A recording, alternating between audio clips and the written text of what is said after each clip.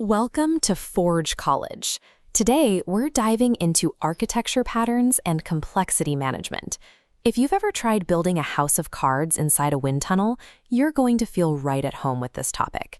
You just wrapped up setting up and executing bounty engagements, and I know your fingers are itching to start writing smart contracts for your capstone project. But if you just mash those smart contracts together without a clear plan, you create a state of high coupling. This diagram shows exactly what that looks like: an unupgradable, chaotic mess, where every contract depends heavily on the internal state of every other contract. Looking at this tangled network map, the danger is obvious. A tiny bug in one single component travels instantly along these overlapping dependencies, crashing the entire system before you can even hit pause. We avoid this entirely by using explicit architecture patterns. We're going to enforce modular design, separate our concerns, and lock in stable interfaces so each piece of code has a clear, isolated job. Applying structural foresight up front turns a fragile web of code into a resilient, upgradable blueprint. Every structural decision you make in a multi-contract system will eventually boil down to a single core trade-off: orchestration versus delegation. This diagram illustrates orchestration. A massive central coordinator contract dictates global policy and pushes commands outward to subordinate worker nodes. It's the ultimate micromanager. Because everything flows through the boss, it simplifies global auditing. But watch the hub. If that central orchestrator hits a fault, the command arrows sever. The whole operation halts. It is a massive single point of failure. Now compare that to delegation, visualized here as independent, equal-sized nodes. Instead of waiting for orders, they operate autonomously, occasionally pinging each other for localized data rather than executing top-down commands. By letting worker contracts handle their own local state, you isolate failures to a single contract. It drastically improves testability, even if it forces you to scatter your system-wide tracking across multiple addresses. Resilient Web3 architecture comes down to looking at each component's job and deciding if it requires a centralized boss or if it can thrive as an autonomous worker. Let's map these two concepts directly onto the interface sheet you created for your capstone project.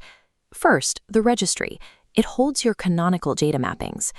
Because it requires absolute stability, we use a strict delegation pattern, shown here as a secure vault with a highly restricted entry gate. Minimizing its public surface area protects your invariants. An unauthorized write command simply bounces off the gate, keeping your core data pristine and isolated. Next is the price oracle. Relying on an external dependency that is entirely out of your control and highly prone to downtime or flash crashes should mildly terrify you. We handle that terror with failure isolation. As you see here, when an external oracle transmits a stale data packet, a local timer module intercepts and instantly destroys the packet before it enters the main system. You delegate the price aggregation to the oracle, but you strictly enforce local sanity checks, like freshness time limits, on your end. Then there's the role manager. This component explicitly requires orchestration. It has to serve as the absolute single source of truth for all permissions across your entire ecosystem. Assigning these patterns is an exercise in risk mitigation. The design of every single component is dictated by exactly how and where it is most vulnerable to failure. That brings us to your final and most critical component, the settlement coordinator. This is your system's ultimate orchestrator. There is a golden rule for orchestrators: they must remain incredibly thin. Watch this streamlined conductor node. It receives a transaction, checks a rule sheet, and routes it to a worker without altering the payload. It handles routing and safety checks, never complex business math. Let's trace a settlement call. The conductor node pings the external oracle, retrieves the price packet, and briefly holds it in a staging area. Before that data touches your state, the conductor runs it through a filter.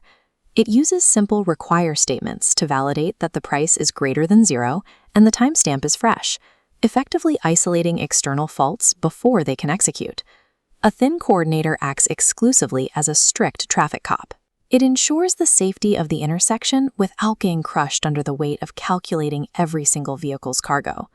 Before you write a single line of Solidity to implement this, there is an immediate practical requirement. You need to update your system design documentation. Take out your component list and map every interface to a delegation or orchestration pattern. Next, write down the exact expected failure modes and fallback strategies for every single contract.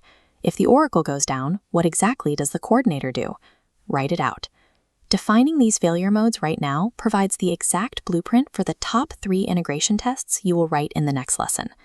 Treating your architecture as a living document prevents massive integration disasters down the road and makes iterating on your code significantly safer.